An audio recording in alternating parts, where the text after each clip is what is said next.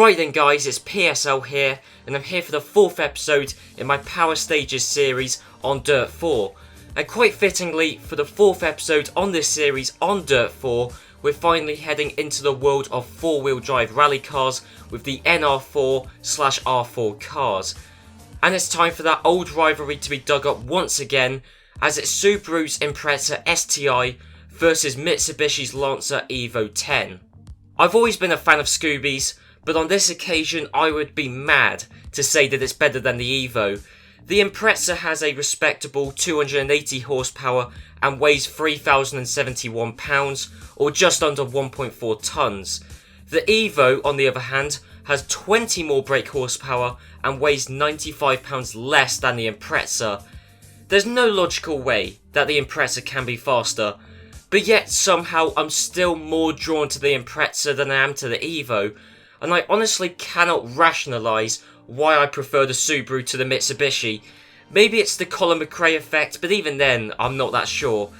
I mean, it pains me to say this, but we'll watch the Impreza stage, despite the fact we know what the result's going to be.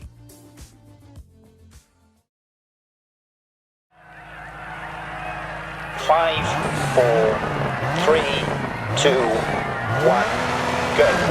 Thanks again, Nicky, and away we go. And as always, we're going to start off with the straight line speed test along this long bumpy straight. Now, the Impreza has got 20 horsepower less than the Evo, but to be honest, you would be hard pressed to believe that, because already the Impreza is in 5th gear and is going over 100 miles an hour. So it's looking good at the moment for the Subaru, but we're about to approach our first set of corners, and it's sliding in this on 3 wheels is the Impreza. So already it's been a dramatic stage, but we're about to slow things down, and it hasn't got any less dramatic because we have gone really wide around the hairpin, but we've been able to accelerate out of that nice and easily. Okay, so we're about to really slow things down now. We've got two left corners in a row, and that corner is not necessarily the trickiest corner in the game because there's a nice runoff area, but it's so difficult to get around because of the camber on the turn. But anyway, bringing stuff back to the Impreza, it's looking quite good at the moment, but then again, this is the first 4-wheel drive car that we've seen so far, so, you know, of course it's going to look good. I mean, realistically, it's got more grip than every other car that we've seen beforehand. It's going to be more controllable going around these corners, or having said that, there was quite a lot of understeer heading into that corner. But the Impreza, I mean, we can't really compare it to the Evo just yet. But, I mean, it's almost in vain, to be honest, that, you know, the Impreza's not going to be quicker than the Evo. You know, statistically it can't be. There's no way it can. But the Impreza is putting in a decent lap. I mean, certainly so. I mean, the acceleration's good, the top speed was there. We were going over 100 miles an hour. And I'm making a few mistakes, but to be honest, this car is quite oversteery, to be honest. I don't think it's a 4-wheel drive trait, because there have been quite a lot of 4-wheel drifts, but the rear end definitely is quite loose. It certainly is. We'll see around this corner. No, it's actually nice and controlled under braking there. But the rear end always swings out. It's almost like a pendulum effect, really. It's controllable, but, you know, the rear end definitely steps out more. It's always, you probably notice it here actually, it's high speed direction changes. I mean, as we saw at the start, you know, just after the long straight line speed test, the rear end was really sliding out there. It's a very stylish car to look at because it's very easy to drift. It's almost like it has been set up for drifting because it's very easy to control the drift, but unfortunately it's also very easy for the rear to just step out in the first place. Even there, we weren't even going that quickly, about 50 miles an hour, the rear end still stepped out a bit. I mean, honestly, I don't actually think that has lost the Impreza too much time. I'll tell you one thing, it has definitely been an exciting stage to look at as we come around the final corner, even oversteering around there. The rear end really just does step out, and it's going to be a stage time of 3 minutes 1.466 seconds.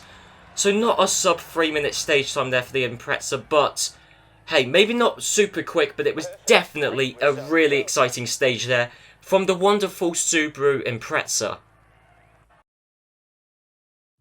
So despite seeing sub 3 minute stage times in the previous episode with the F2 kit cars, we didn't see that here with the NR4 Subaru Impreza. Sure, it was close, because it set a stage time of 3 minutes 1.466 seconds. But not only was it slower than the F2 kit cars, it felt slower than them, to be honest. Those front wheel drive monsters that we saw in the previous episode just took my breath away, and this car never really did. Apart from the brief time we were on 3 wheels, that was it, to be honest. I mean, this car, it wasn't as explosive with its acceleration. It was more under control, to be honest. And I mean, it's strange. The F2 kit cars, they may have been front wheel drive, but they just felt a lot quicker, a lot more explosive with the power delivery. And despite being front wheel drive, they had more grip than this 4-wheel drive Impreza off-road. So, who knows? But as I said in the last episode, that Peugeot was beautifully balanced, whereas this Impreza definitely had a lot more weight towards the back. But who knows? The Mitsubishi Lancer Evo 10 could restore the reputation of the NR4 cars. The Evo is lighter and more powerful than the Impreza, so it should certainly beat the Impreza around Kangaroo Farm. But the question is how close can it get to those monstrous F2 kit cars?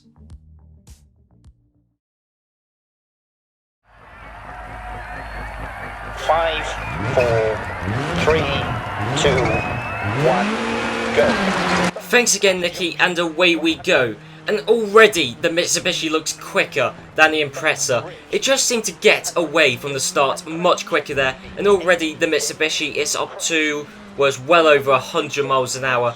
It looks quicker down the straight, getting some nice air there.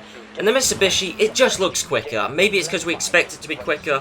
It's more controlled through here. We're not seeing the free-wheeled drift that we saw from the Impreza. What about around this hairpin? Is it going to be tighter? It's going to be tighter. Yeah, it's more controlled under braking than the Impreza. So the Evo, it looks quicker. It really does. I mean, how's it going to handle this corner? Because the Impreza really... Oh, we're going really slowly around there. Really slowly. I mean, the thing that didn't help the Impreza is the rear end stepped out going around that corner. So then it was massively off camber and it just dragged the rest of the car with it. This Evo doesn't seem to suffer from that same kind of pendulum effect oversteer. And if anything, it almost seems to suffer from a bit of understeer. It's not really that... To be honest, it isn't that noticeable when watching. I'm sure we will see a couple of corners where it does come into effect. Of course, as we saw around that corner, if you get a 4-wheel drift on, that does more than neutralise the understeer. But the Evo, it looks sort of more focused. Oh no, yeah, there was an element of understeer. Well, understeer combined with a slight mistake from me. But, I mean, the Evo, it looks sort of more focused. I mean, I'm going really slowly around some of these corners. Even then, I went slowly around it. I still understeered off slightly. I mean, to be honest, this Evo, it's very similar to the Impreza. I mean, the only difference is that the Evo feels quick in a straight line because it is quick in a straight line. But also, instead of the oversteer, which we saw with the Impreza, this Evo has an element of understeer. I mean, way less so than the Impreza. I mean, as we saw around there, the Evo really did understeer going around that hairpin, but I did take a strange line into it because I was a bit squirrely under braking. But no, the Impreza has a controllable oversteer problem, whereas this Evo has a controllable understeer problem.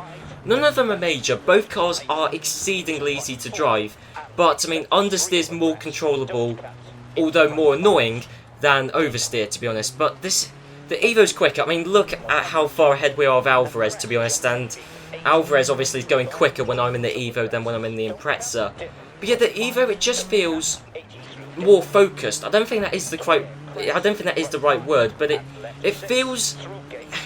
If cars had a personality, it feels like this is, you know, actually trying to deliver a quick stage time, whereas the Impreza was trying to look good, it was trying to look stylish, trying to produce exciting drifts. Even once again, going around that final corner, there was still understeer from the Evo, but it's still quicker than the Impreza, noticeably so actually, over 2 seconds quicker on that stage there.